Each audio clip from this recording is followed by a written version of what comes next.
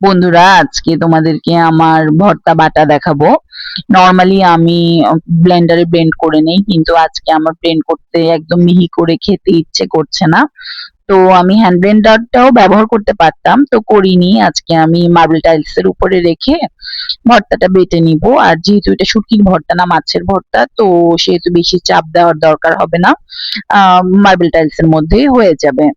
তো আমি ভর্তার জন্য এখানে বরবটি নিয়েছি, আলু নিয়েছি, মাছ নিয়েছি, তারপরে একটা রসুন দিয়েছি, ইন্ডিয়ান রসুন বড়গুলো, তারপরে পেঁয়াজ দিয়েছি, অল্প কাঁচামরিচ দিয়েছি। তো কাঁচামরিচ আর বরবটি আর আলু আমি আগে সেদ্ধ করে তেলে ভেজে নিয়েছি, মাছটা ভেজে নিয়েছি, পেঁয়াজ রসুনটাও হালকা ভেজে নিয়েছি। তো সবকিছুই ভাজা ছিল, জাস্ট ধনিয়া পাতাটা ভাজা ছিল না।